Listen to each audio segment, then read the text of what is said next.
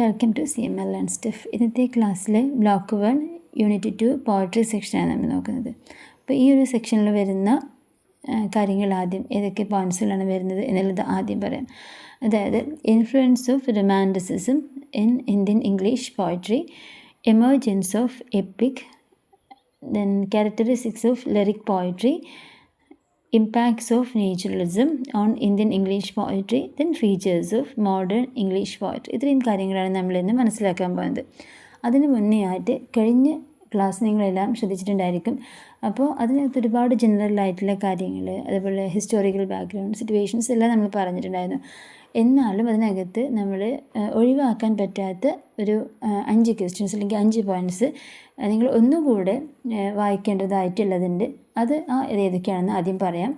അതായത് മെക്കാലേഡ്സ് മിനിറ്റ്സ്, അതുപോലെ words dispatch, അതുപോലെ റിനൈസൻസ്. നമ്മൾ ഇംഗ്ലീഷ് ലിറ്ററേച്ചറിലെ എലിസബത്തൻ കാലഘട്ടത്തിൽ റിനൈസൻസിനെ കുറിച്ച് പറഞ്ഞിട്ടുണ്ടായിരുന്നു. അപ്പോൾ അതേപോലെ തന്നെ ഇന്ത്യൻ ഇംഗ്ലീഷ് സാഹിത്യത്തിൽ റിനൈസൻസിൻ്റെ പ്രാധാന്യം എങ്ങനെയാണ്, അതുപോലെ ആ ഒരു കാലഘട്ടത്തിലെ റൈറ്റേഴ്സിൻ്റെ വർക്കുകളിനകത്തുള്ള പ്രധാനപ്പെട്ട ഫീച്ചേഴ്സ് എന്തൊക്കെയാണ്, അത്തരം കാര്യങ്ങളെല്ലാം ഇവിടെ നിങ്ങൾ മനസ്സിലാക്കണം.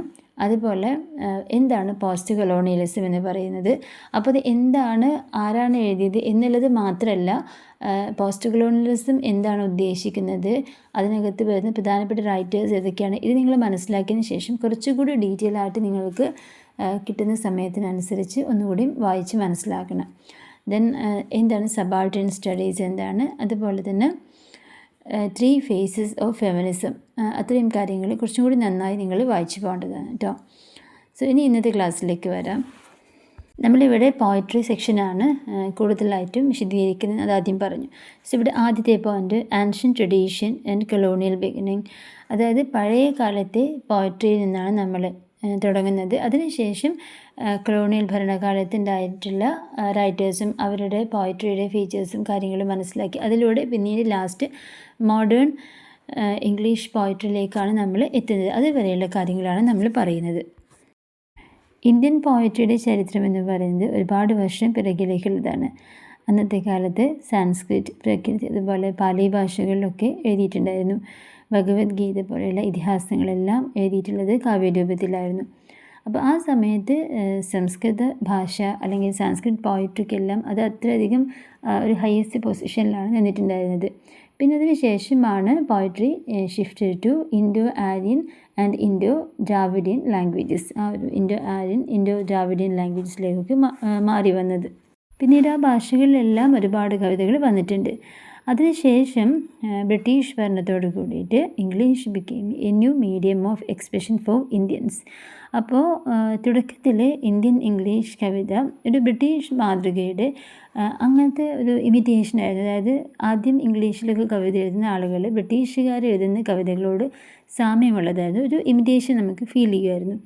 പിന്നെ അതിന് ശേഷം അതായത് അവരുടെ ഭാഷയാണെങ്കിലും ഫീലിങ്സ് ആണെങ്കിലും എല്ലാ ശൈലികളും എല്ലാം ഇംഗ്ലണ്ടിനോട് സാമ്യമുള്ളതുപോലെയാണ് ആദ്യകാലത്ത് ഇംഗ്ലീഷ് കവിതകൾ ഉണ്ടായിരുന്നത്. ഇതിനാണ് നമ്മൾ പെർഫെക്റ്റ് എലീൻ ബ്രൈഡ് എന്ന് പറയുന്നത്.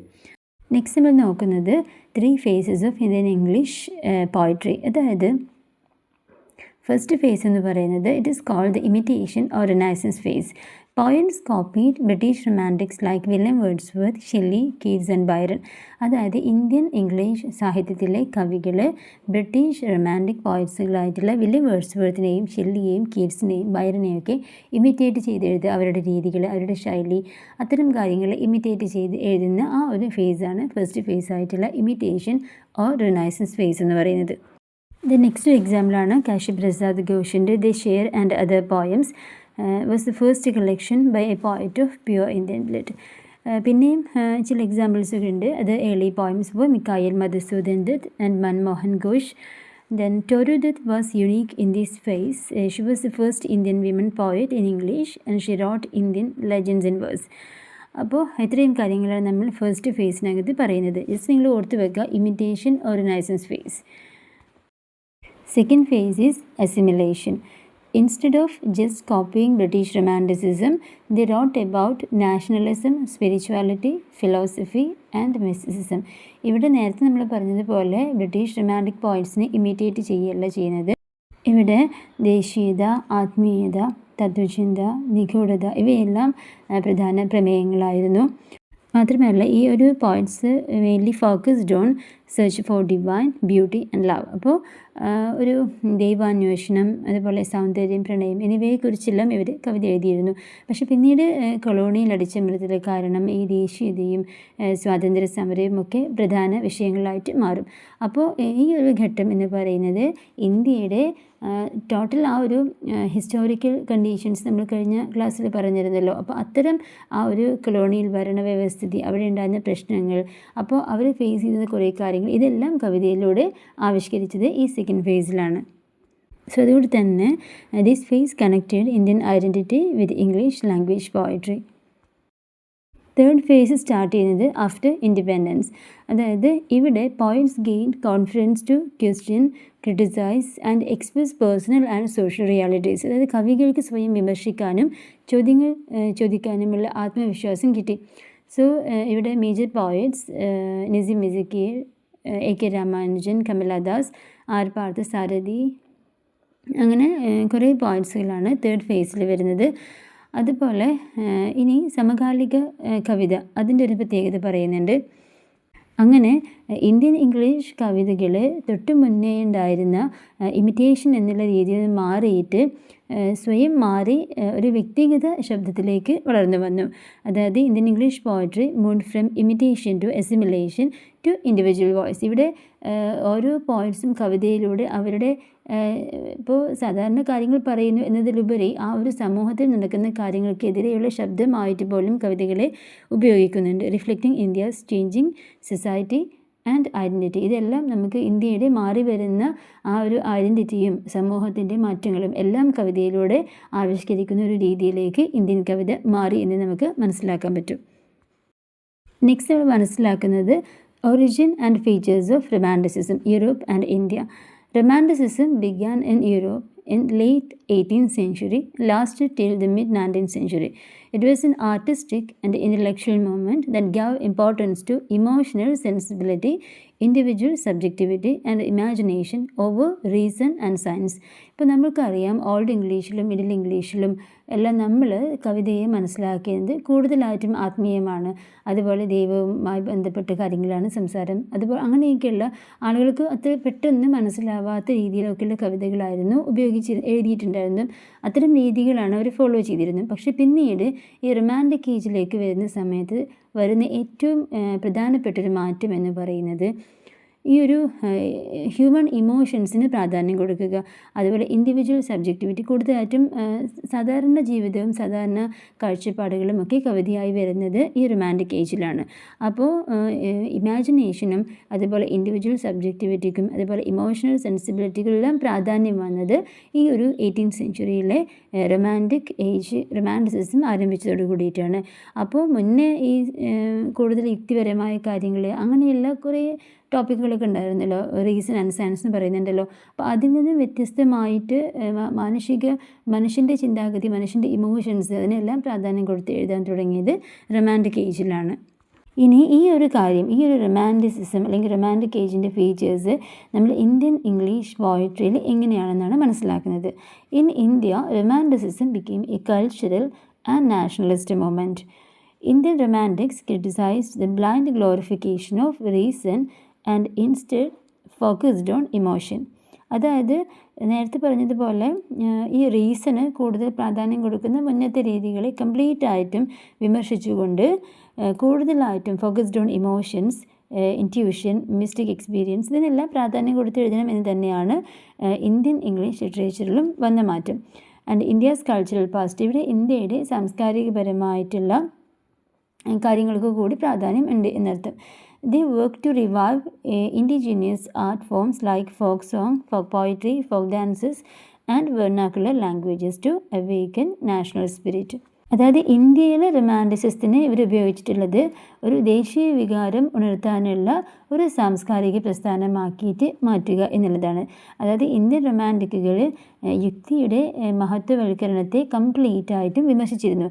പകരം നേരത്തെ പറഞ്ഞതുപോലെ ഇമോഷൻസിനെയും അതുപോലെ നിഗൂഢ അനുഭവങ്ങളും നമ്മുടെ ഇന്ത്യയുടെ സാംസ്കാരിക പൈതൃകം എന്നിവയിലൊക്കെ കൂടുതൽ ശ്രദ്ധ കേന്ദ്രീകരിച്ചിട്ട് എഴുതണമെന്ന് തന്നെയാണ് അവർ വാദിക്കുന്നത്. അതുപോലെ ഈ നാടോടി പാട്ടുകൾ, നാടോടി കവിത, നാടൻ നൃത്തങ്ങൾ, അതുപോലെ മാതൃഭാഷകൾ എന്നിവ കൂടുതൽ ഇമ്പോർട്ടൻസ് കൊടുക്കുന്ന, അതുപോലെ അത് പ്രചരിപ്പിക്കാനുമൊക്കെ സഹായകമായ രീതിയിൽ കവിത എഴുതണമെന്ന് തന്നെയാണ് ഇന്ത്യയിൽ റൊമാൻറ്റിസിസം കൊണ്ടുവന്നിട്ടുള്ള പ്രധാനപ്പെട്ട ഒരു മാറ്റമെന്ന് പറയുന്നത്. Then, major points of Indian Romanticism. Indian Romanticism led to a new phase in modern Indian English literature marked by patriotism and political awakening. നേരത്തെ നമ്മൾ പറഞ്ഞതുപോലെ തന്നെ ഇന്ത്യയുടെ ദേശീയതയും അതുപോലെ ഉള്ള കാര്യങ്ങളൊക്കെ ഉണർത്തുക എന്നുള്ളത് തന്നെയാണ് ഇവിടെ റൊമാൻറ്റിസിസം എന്നുള്ളതുകൊണ്ട് ഇന്ത്യൻ ഇംഗ്ലീഷ് പോയട്രിയിലും ഉദ്ദേശിക്കുന്നത്. Key poets were Rabindranath Tagore, Sri Aurobindo, Sarojini Naidu and H.N. Chattopadhyay. ഇവരൊക്കെയാണ് ഇതിനകത്തുള്ള ഫേമസ് ആയിട്ടുള്ള പോയിറ്റ്സുകൾ. അതുപോലെ ശ്രീ അറബിന്ദോയുടെ കവിതകളിലെല്ലാം, അദ്ദേഹം എഴുതിയിരുന്ന ഇംഗ്ലീഷ് കവിതകളിലെല്ലാം എല്ലാ കാര്യങ്ങളിലും ഒരു ആത്മീയത തേടുന്ന രീതിയിലായിരുന്നു, ഒരു ഡിവൈൻ അന്വേഷിക്കുന്ന രീതിയിലുള്ള കവിതകളാണ് അദ്ദേഹം എഴുതാറുള്ളത്. അദ്ദേഹത്തിൻ്റെ ഫേമസ് ആയ വർക്കാണ് ലൈഫ് ഡിവൈൻ എന്ന് പറയുന്നത്. അതുപോലെ ടാഗോറിൻ്റെ പോയട്രി എന്ന് പറയുന്നത് was A spiritual quest for beauty in nature and humanity. ടാഗോറിൻ്റെ കവിതകളിലെല്ലാം നമുക്ക് ഫീൽ ചെയ്യുന്നൊരു കാര്യം പ്രകൃതിയുമായി ബന്ധപ്പെട്ട കാര്യങ്ങൾ, അതുപോലെ മനുഷ്യത്വം, സൗന്ദര്യത്തിനായിട്ടുള്ള ഒരു ആത്മീയ അന്വേഷണം, ഇതെല്ലാമാണ് ടാഗോറിൻ്റെ കവിതകളിൽ നമുക്ക് മനസ്സിലാവുന്നത്.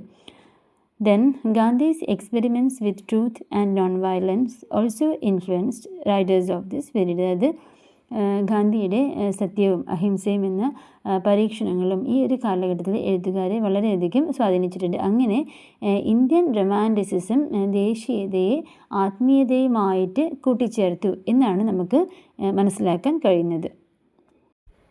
Next, emergence and origin of Indian epics. An epic is a long narrative poem dealing with heroic actions and culturally significant events. It mixes scenes and dialogue, making it different from other poetry. അതായത് സാംസ്കാരിക പ്രാധാന്യമുള്ള സംഭവങ്ങളെയും അതുപോലെ വീരകൃത്യങ്ങളെയും ഒക്കെ കുറിച്ച് പറയുന്ന വലിയ കവിതകളാണ് ഇതിഹാസ കാവ്യങ്ങൾ എന്ന് പറയുന്നത്. അതിനകത്തുള്ള രംഗങ്ങളും സംഭാഷണങ്ങളും എല്ലാം ഒരുപാടുണ്ടായിരിക്കും. India's two oldest epics are the Ramayana and Mahabharata.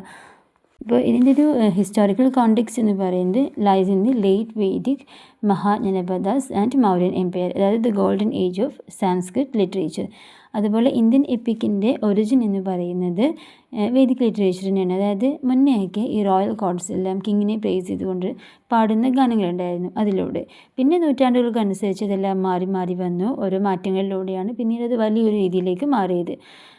ഇതിഹാസ കാവ്യങ്ങൾ എന്ന് പറയുന്നത് ഒരിക്കലും ഒരു ഒറ്റ കവിതയല്ല, അതിനകത്ത് ഒരുപാട് കൂട്ടിച്ചേർക്കലുകളുണ്ടായിരിക്കും, ഉള്ളൊരു കളക്ഷനാണത്. ഇപ്പം മഹാഭാരതമാണെങ്കിൽ especially includes fables, myths and didactic tales. അതായത് ഒരുപാട് കഥകളും ഉപകഥകളും നീതികഥകളും എല്ലാം ചേർന്നിട്ടുള്ള ഒരു ശൃംഖലയാണ് ഈ എപ്പിക്സ് അല്ലെങ്കിൽ ഇതിഹാസങ്ങളെന്ന് പറയുന്നത്. ഇനി major Indian epics and modern EPIC works. അതിനകത്ത് ആദ്യം പറയുന്നത് വേദവ്യാസൻ്റെ മഹാഭാരതം, അതുപോലെ വാൽമീകിയുടെ രാമായണം, ശ്രീരാമകഥകളിലെ രാമായണം, അതുപോലെ ഇളങ്കോവടികളുടെ സിലപ്പതികാരം, സീതലായ് സത്നായരുടെ മണിമേഖലൈ, ദെൻ തുളസിദാസിൻ്റെ രാമചരിത്മാനസ്, കാളിദാസിൻ്റെ രഘുവംശ, ഇതെല്ലാം ഇന്ത്യൻ എപ്പിക്സിന് ഉദാഹരണങ്ങളാണ്. മോഡേൺ എപ്പിക്കിലേക്ക് വരുന്ന സമയത്ത് ശ്രീ അറബിന്ദോയുടെ സാവിത്രി, അതുപോലെ മിഖായിൽ മധുസൂദനത്തിൻ്റെ മേഘനാഥ് കാവ്യ, ഇതെല്ലാം മോഡേൺ എപ്പിക് വർക്ക്സിന് ഉദാഹരണങ്ങളാണ്. അപ്പോൾ കംപ്ലീറ്റ് ആയിട്ട് നമ്മൾ പറഞ്ഞത് പ്രധാനപ്പെട്ട ഇന്ത്യൻ എപ്പിക്സുകളും പിന്നെ ആധുനിക ഇതിഹാസ കാവ്യങ്ങളും അതിനുള്ള എക്സാമ്പിൾസാണ് നമ്മളിപ്പോൾ നോക്കിയിട്ടുള്ളത്. Next, lyric poetry, meaning and characteristics.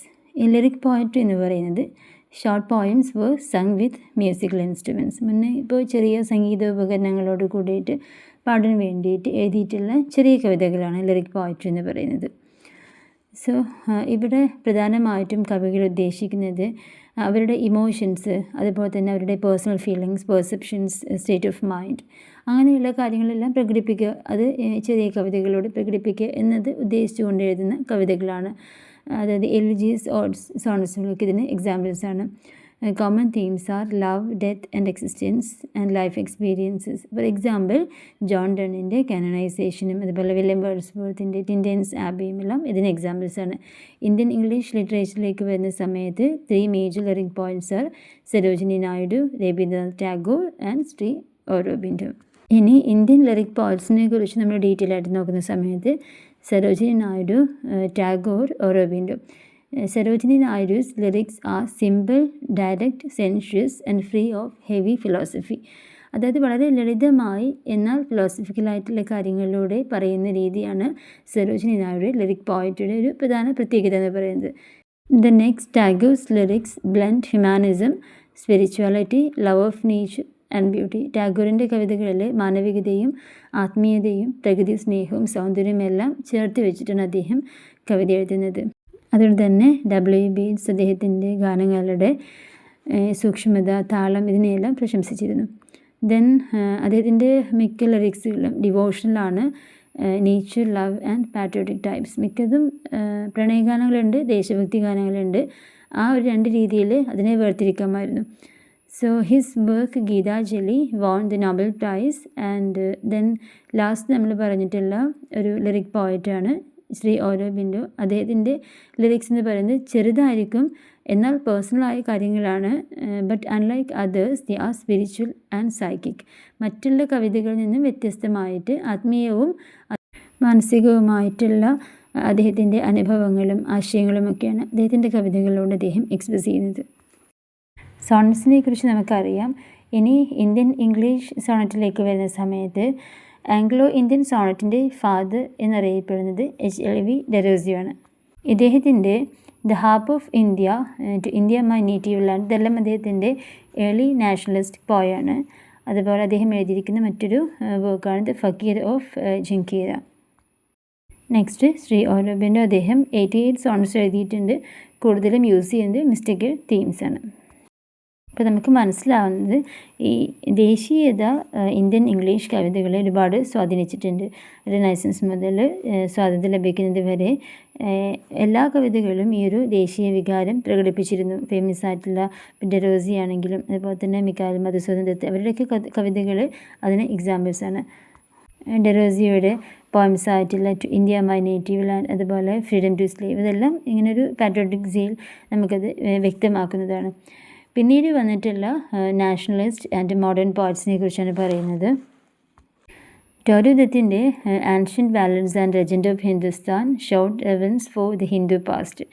അതുപോലെ സരോജിനി നായിഡുവിൻ്റെ the golden threshold, the bird of time, the broken wing, ഇതെല്ലാം celebrated Indian folk life festivals and leaders like Gandhi, Tilak, Gokhale in poems like in Gokhale's garden and Lokmanya Tilak. അപ്പോൾ ഇത് എല്ലാ കവിതകളും ഇങ്ങനെ ആ ഒരു ദേശീയതയും അല്ലെങ്കിൽ അതിനു വേണ്ടി ഇറങ്ങി പുറപ്പെട്ടിട്ടുള്ള പഴയ കാര്യങ്ങൾക്ക് വേണ്ടിയിട്ടും രാജ്യത്തിന് വേണ്ടി ഇറങ്ങി പുറപ്പെട്ടിട്ടുള്ള ഓരോ വ്യക്തികളുടെയും പ്രവർത്തനങ്ങളെയും ആശയങ്ങളെയും എല്ലാം മിക്ക കവിതകളിലും കവികൾ എടുത്തു പറയുന്നുണ്ട്.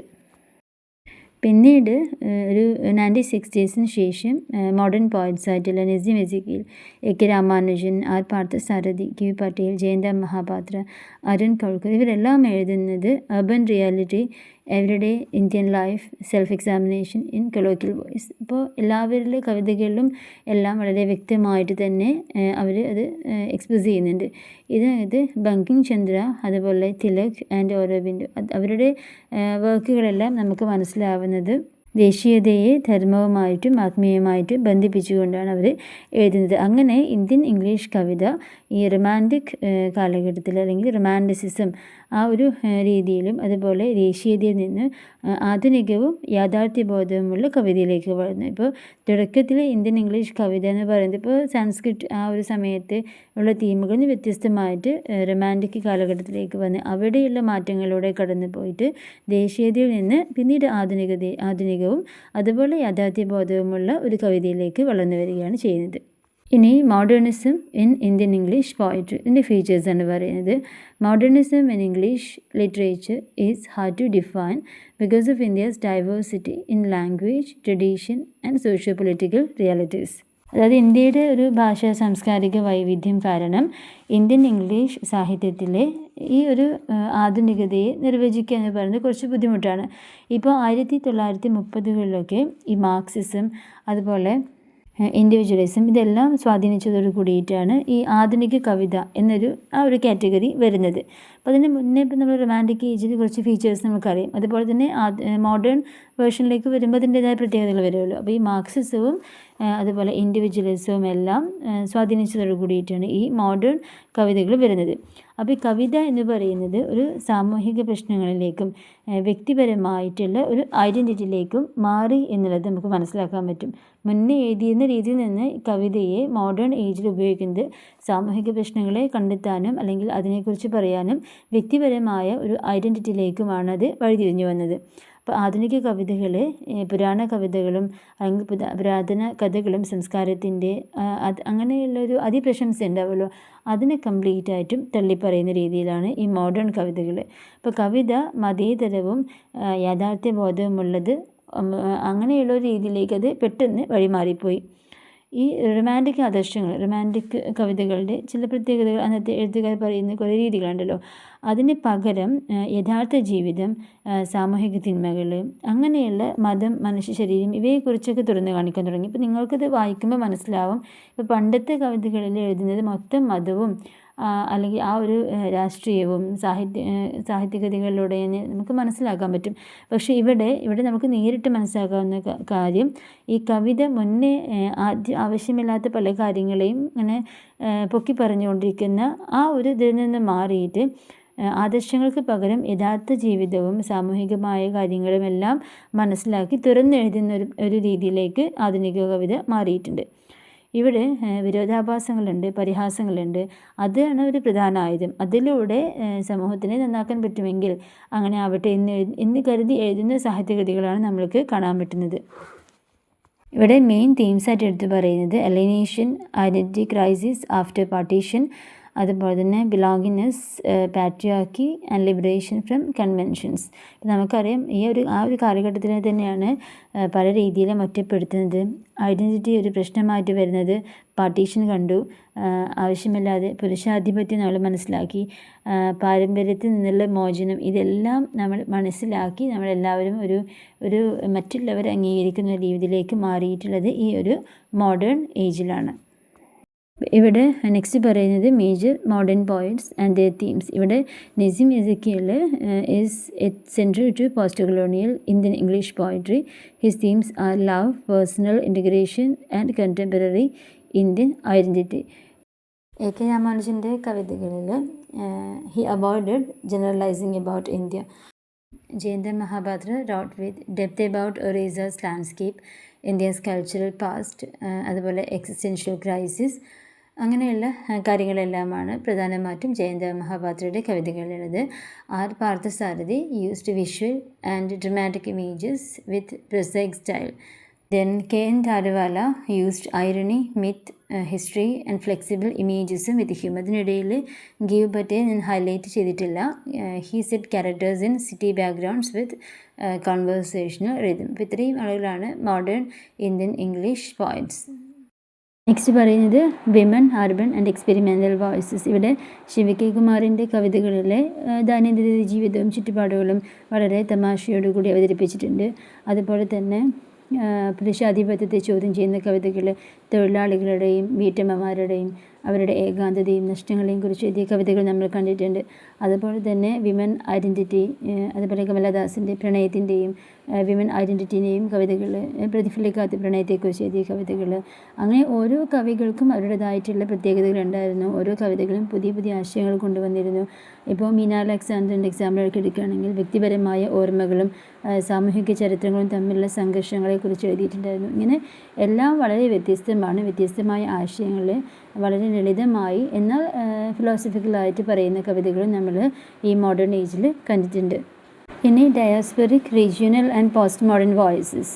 ടോട്ടലി നമ്മൾ പറയുകയാണെന്നുണ്ടെങ്കിൽ വിജയ് ശേഷാദ്രി പ്രകൃതിയും നഗരവും കൂട്ടിച്ചേർത്ത ഒരു സാങ്കല്പിക ലോകങ്ങളെ അദ്ദേഹത്തിൻ്റെ കവിതകളിലൂടെ സൃഷ്ടിച്ചിരുന്ന വർക്കിലൂടെയൊക്കെ. ദെൻ മാമങ് ദായുടെ കവിതകളിൽ മിക്കപ്പോഴും മലകളും ജന്മനാടിൻ്റെ ഐതിഹ്യങ്ങളും നദികളും എല്ലാം വളരെ മനോഹരമായി ലളിതമായ കവിതകളാണ് അദ്ദേഹം എഴുതിയിട്ടുണ്ടായിരുന്നത്. അപ്പോൾ ചുരുക്കത്തിൽ ഇന്ത്യൻ ഇംഗ്ലീഷ് കവിത പുരാതന ഇതിഹാസങ്ങളിൽ നിന്ന്, അതായത് മഹാഭാരതം രാമായണം വഴി റൊമാൻറ്റിക് ആ ഒരു ഏജിലൂടെ അതിൻ്റെ പ്രത്യേകതകളിലൂടെ കടന്നു വന്ന് ദേശീയതയിലൂടെ വഴിമാറി ആധുനികതയിലേക്ക് കടന്നു എന്ന് വേണം പറയാൻ. അപ്പോൾ ഇവിടെ അനുകരണങ്ങളുണ്ട്, അസിമിലേഷൻ ഉണ്ട്, ഇൻഡിവിജ്വലൈസേഷൻ ഉണ്ട്, എല്ലാം നമുക്ക് ഇവിടെ മനസ്സിലാക്കാൻ കഴിഞ്ഞിട്ടുണ്ട്. അതുപോലെ തന്നെ ഇവിടെ ആധുനികത, യാഥാർത്ഥ്യബോധം, വിരോധാഭാസം, ഐഡൻറ്റിറ്റി, സാമൂഹിക പ്രശ്നങ്ങൾ എന്നിവയ്ക്കെല്ലാം പ്രാധാന്യം കൊടുത്തിട്ടാണ് ഇന്ത്യൻ ഇംഗ്ലീഷ് പോയട്രി വന്നിട്ടുള്ളത്.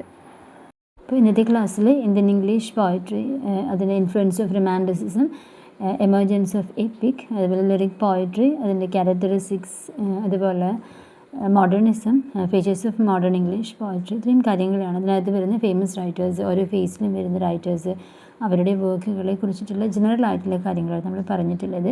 നെക്സ്റ്റ് ഒരു വീഡിയോ ഡ്രാമയാണ്, അതായത് ഇതുപോലെ ആൻഷ്യൻറ്റ് ഏജ് മുതലുള്ള ഇന്ത്യൻ ഡ്രാമയുടെ വഴിത്തിരിവുകൾ എങ്ങനെയാണ് മോഡേൺ ഏജ് വരെ എന്നുള്ളതിനെ കുറിച്ചാണ് നെക്സ്റ്റ് വീഡിയോ പറയുന്നത്. Thank you so much.